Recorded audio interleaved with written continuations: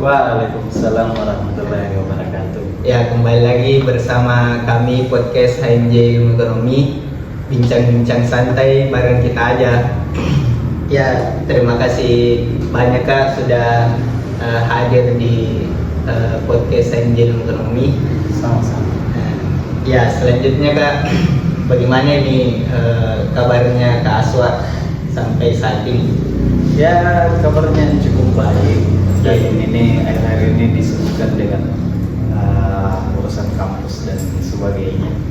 Dan juga ya kadang-kadang KMJ Ilmu Ekonomi untuk lihat-lihat bagaimana perkembangan di sana, apa progres dari di sana di KMJ itu. Yang mungkin itu kesibukanku. Jadi kesibukannya itu tadi untuk sebagai seorang mahasiswa. Nah, selanjutnya Kak, untuk pembahasan kali ini adalah dinamika organisasi pada saat ini. Nah, di episode kali ini kita akan membahas bagaimana kehidupan kampus sekarang Kak. Nah, untuk itu bagaimana apa sih sebenarnya Kak yang mendorong Kak Aswar ini untuk berorganisasi di UIN Alauddin Makassar ini? Iya, kalau persoalan apa yang mendorong, mungkin dari pra masuk kuliah itu saya kurang tahu bagaimana kondisi kampus, bagaimana kehidupan di kampus. Bahkan perkuliahan pun tidak ada bentuk gambaran yang besar. Mungkin kalau ada yang itu dari teman-teman dan media sosial yang mungkin dilihat bagaimana kehidupan kampus, tapi itu sangat minim. Dan bahkan saya tidak tahu menahu persoalan HMJ dan organisasi-organisasi internal maupun eksternal yang lain.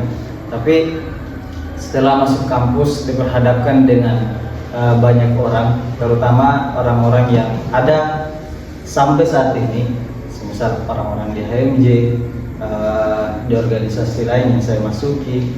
Itu yang mendorong saya bagaimana mereka bisa sampai ke tahap itu, sehingga saya terdorong ingin masuk organisasi dan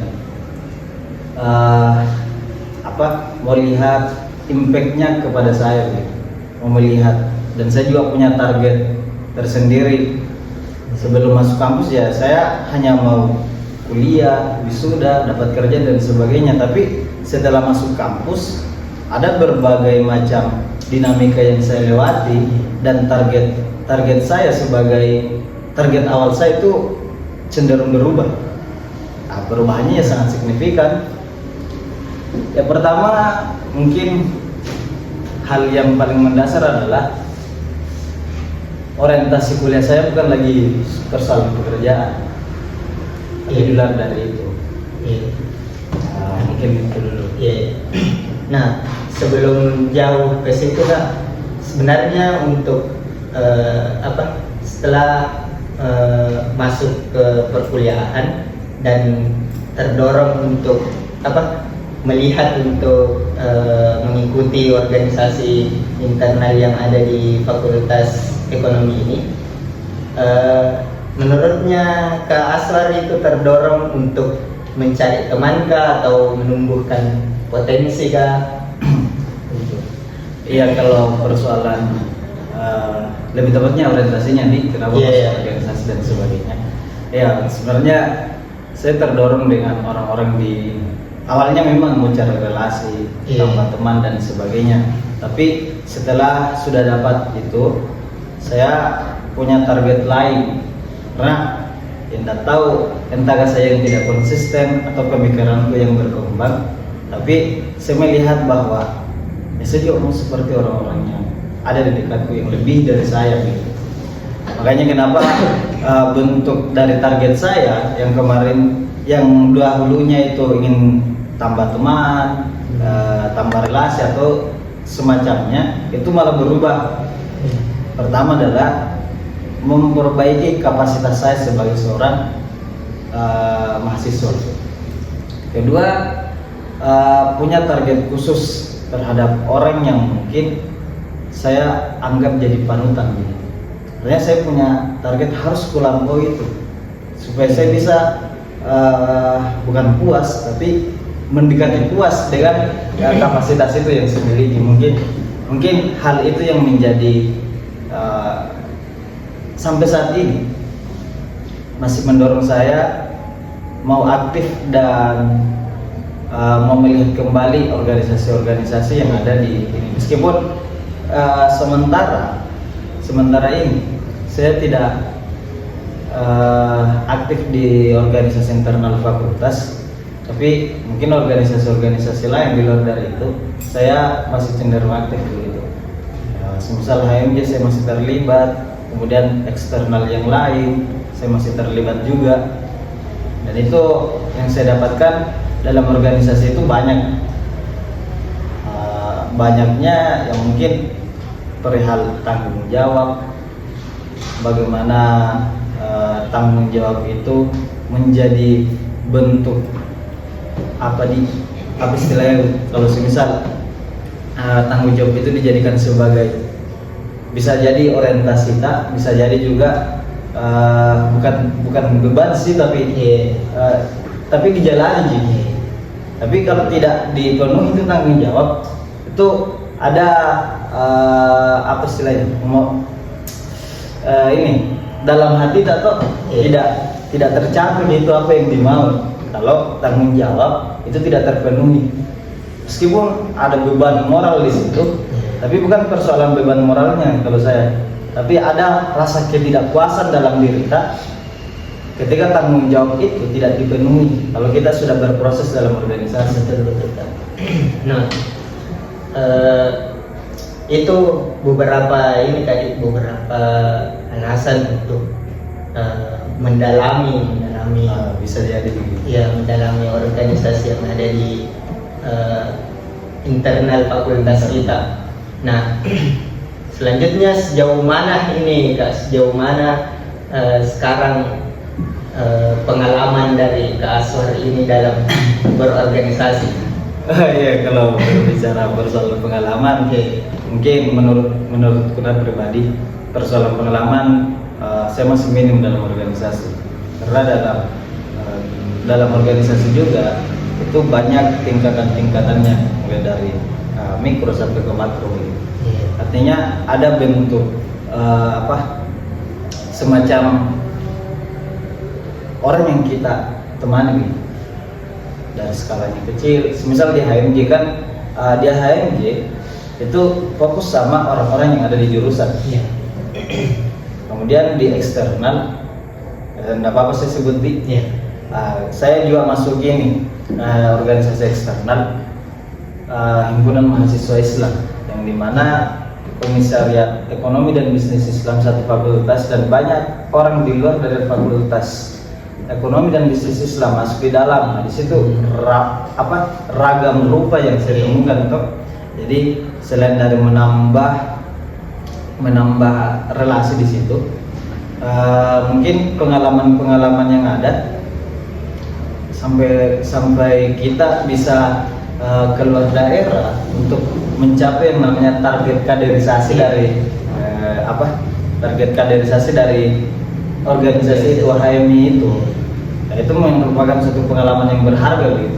Selain dari tambah relasi juga, tapi kita juga diperhadapkan dengan tanggung jawab intelektual di sini. Artinya ada proses di situ, dan itu akan menjadi pengalaman yang berarti.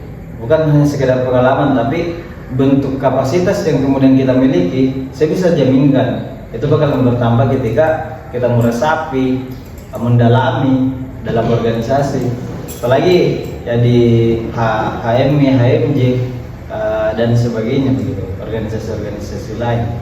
Mungkin sambil minum dulu. Iya. Ada harus juga ini ya. Lanjut. Nah, ini Kak, yang kan tadi narasi yang kita sudah jaminkan untuk terbentuk ketika kita masuk ke organisasi. Nah, selanjutnya Kak, bagaimana pengalaman pribadi yang membentuk dirinya kita ini. Misal memahami karakter satu sama lain. Iya, Pak. Ya. Ya, kalau persoalan pengalaman pribadi itu ya banyak sekali kalau dalam organisasi. Pengalaman di organisasi ya jangan harap juga, jangan berekspektasi tinggi persoalan organisasi itu dalam cakupan kebahagiaan saja. Tapi kalian harus bisa berdamai dengan tekanan, berdamai dengan berdamai dengan tekanan, berdamai dengan waktu, berdamai dengan perasaan, berdamai dengan kekuatan dan sebagainya. Karena di organisasi itu cukup kompleks masalahnya, banyak sekali, dan itu yang membentuk diri kita sehingga bisa melewati tantangan-tantangan itu.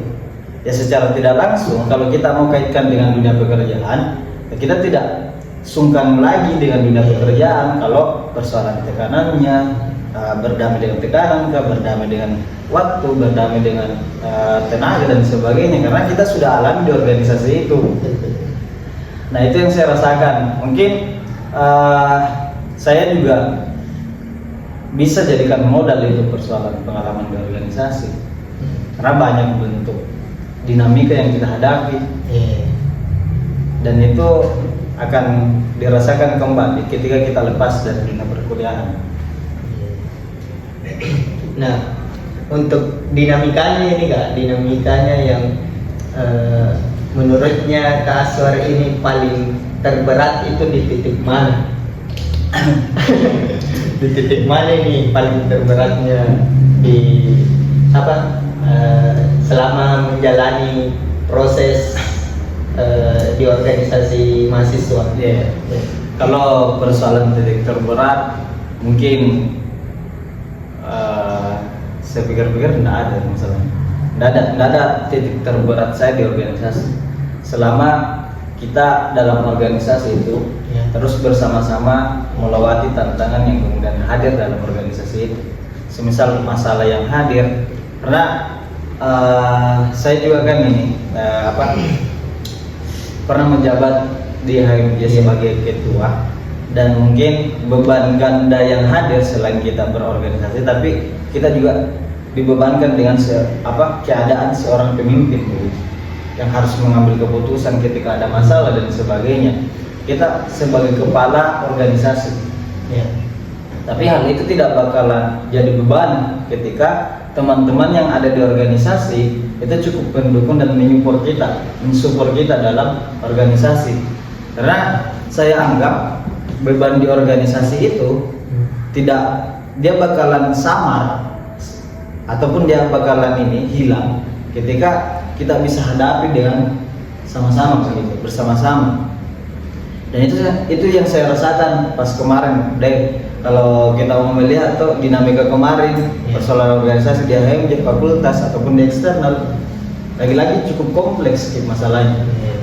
Lain dari tekanan eksternal, tekanan internal yang harus kita hadapi sama-sama. Tapi kalau semisal saya sendiri yang hadapi itu masalah, mungkin itu menjadi titik terberat dalam berorganisasi. Tapi lagi-lagi kalau kita mau lihat hakikat organisasi kan dia atau definisi organisasi sekelompok orang, 2 atau lebih, yang bisa yang punya tujuan bersama dan sebagainya. Itu mungkin definisi formal, tapi yang saya yakini organisasi itu adalah bagaimana bentuk kapasitas kita ini, bagaimana kapasitas kita terbentuk dalam organisasi sehingga dalam proses mencapai tujuan itu kita lebih maju daripada yang dulu begitu. Itu yang saya yakini sampai sekarang, karena pemahaman itu bakal muncul dalam proses kita dalam berorganisasi. Nah, ya sebenarnya yang tadi disampaikan Kak, ingin menyampaikan harus memang masuk organisasi biar kita alami bagaimana kita merasakannya, dan bagaimana kita dapat hasil dari keikutsertaan dari organisasi itu sendiri. Nah, selanjutnya Kak, menurutnya Kak Aswar ini, apakah organisasi ini masih menjadi wadah yang relevan untuk kepribadiannya kita Kak? Ya, kalau persoalan wadah, ya saya menganggapnya sangat relevan. Ya. Karena lagi-lagi bahwa proses kita di organisasi itu tidak bakal mengkhianati hasil dari kita berorganisasi. Artinya ini adalah modal besar untuk kamu juga, untuk saya juga dalam menghadapi dunia luar. Tekanan-tekanan yang ada di organisasi itu malahan lebih besar daripada tekanan di luar.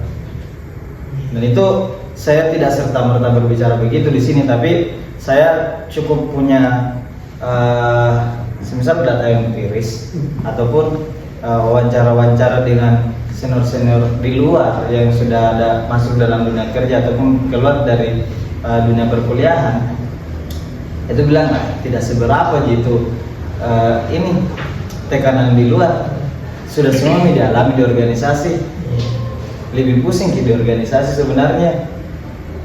Tapi itu lagi kalau serius di berorganisasi, dia bakalan dapat impact-nya terhadap dirinya. Karena itu lagi saya yakini bahwa organisasi sangat relevan untuk membentuk suatu kapasitas individu dalam diri seseorang. Karena disitulah mereka berproses mencapai tujuan dan kemudian menuai yang namanya hasil dari apa yang mereka targetkan. Bisa jadi target mereka berubah dalam prosesnya, seperti saya kemarin. Target itu berubah serta merta itu. Nah, kan tadi pandangannya Kak masih relevan. Nah, untuk mahasiswa yang baru untuk mengikuti organisasi, ya dia ada beberapa pandangan lain dari organisasi yang dinamika yang dia ketahui melenceng dari organisasi itu sendiri. Menurutnya Kakak bagaimana ini untuk tanggapi mahasiswa yang belum merasakan dan belum mendapatkan hasil di organisasi itu dan dia mengklaim dinamika itu jadi negatif begitu. Tentunya kalau dalam ini proses organisasi, dinamika organisasi itu kita tidak bisa mengeneralkan. Karena dinamika organisasi itu beda-beda setiap organisasi.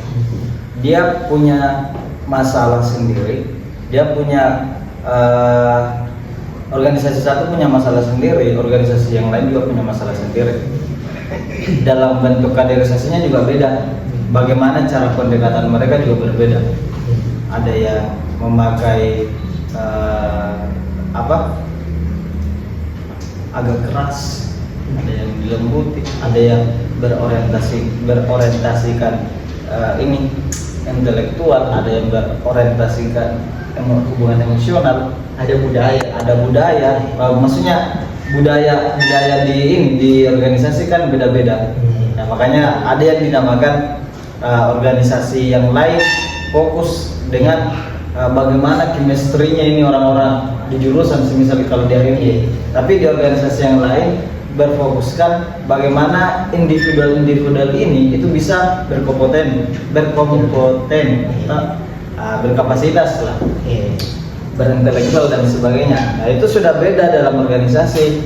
Nah, makanya kalau maba-maba di sana ataupun orang yang baru mau masuk dunia perkuliahan, jangan pernah mengeneralkan yang namanya organisasi di dunia perkuliahan, karena orientasi mereka berbeda, nilai mereka berbeda, dan cara atau pola pengkaderannya juga beda.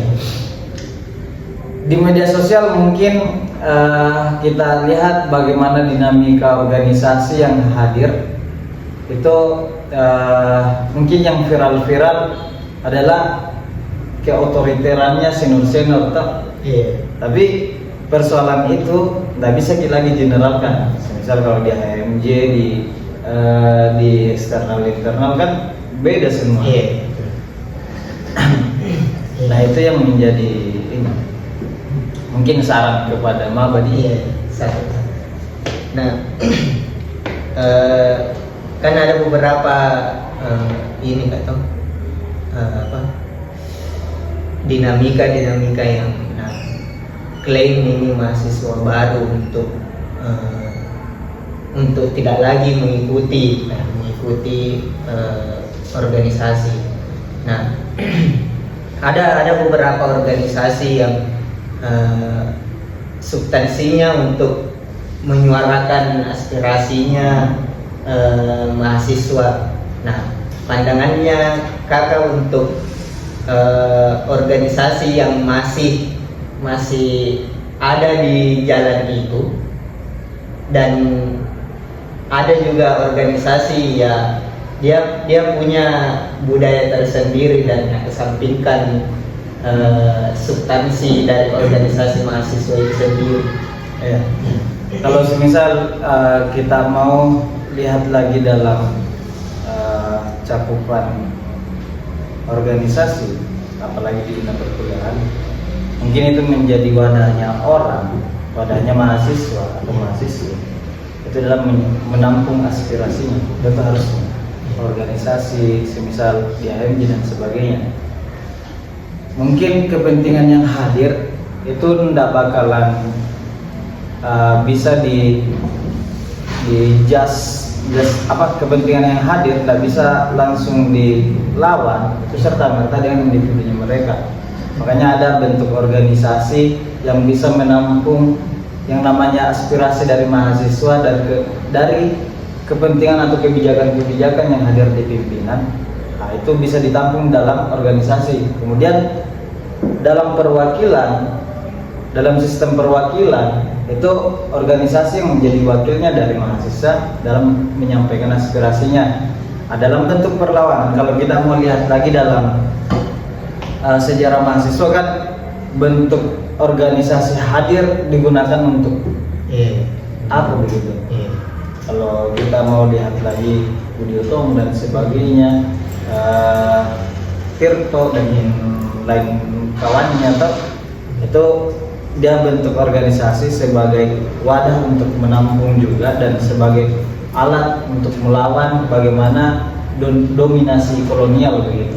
Dan organisasi itu dia berakar dari situ. Jadi organisasi yang seharusnya hadir itu harusnya bisa menampung yang namanya aspirasi, sehingga dia bisa melawan yang namanya kebijakan-kebijakan yang tidak relevan atau yang tidak pro terhadap mahasiswa dan sebagainya. Kalau kita mau dalam dunia kampus, mereka kampus sendiri hadir untuk memfasilitasi yang namanya mahasiswa atau mahasiswi, para kaum pelajar. Bukan berarti kampus itu ada bukan untuk menghasilkan uang, tapi menghasilkan para pemikir-pemikir yang mungkin bisa diperhadapkan pemikir-pemikir yang masih relevan atau kompetitif begitu. Bukan kompetitif, berkapasitas atau berintelektual. Kalau semisal dalam ranah mahasiswa, mungkin itu untuk organisasi mahasiswa ya, bukan untuk dipergunakan untuk kepentingan pimpinan misalnya, tidak pro ke mahasiswa itu sendiri. Nah, untuk terakhir Kak, apa saran dari mahasiswa baru yang ingin bergelut di organisasi-organisasi mahasiswa itu sendiri Kak? Kalau saran dari ini dari saya pribadi untuk mahasiswa yang baru mau masuk atau orang yang baru mau masuk di dunia perkuliahan atau sebagai mahasiswa, itu teman-teman harus cari banyak ilmu pengetahuan, dan ilmu pengetahuan itu tidak didapat tapi kalian hanya mendapatkan sedikit bagian sedikit di dunia perkuliahan atau dunia bangku perkuliahan, dan sisanya itu di luar dari bangku perkuliahan. Karena saya bisa juga jaminkan, saya bisa hadir di podcast HMJ Ilmu Ekonomi itu karena ada proses saya di luar dari bangku perkuliahan. Proses saya di mana? Proses saya ada di salah satunya adalah himpunan mahasiswa jurusan Ilmu Ekonomi atau HMJ Ilmu Ekonomi, dan saya dapat prosesku di sana. Saya bisa bicara dengan lantang seperti ini itu karena orang-orang di sana menempa saya bagaimana pahitnya kebodohan, bagaimana enaknya kalau kita punya wacana-wacana yang mungkin bisa memajukan ataupun apa istilahnya itu, wacana yang mungkin bisa kita terapkan kelak kemudian hari persoalan itu.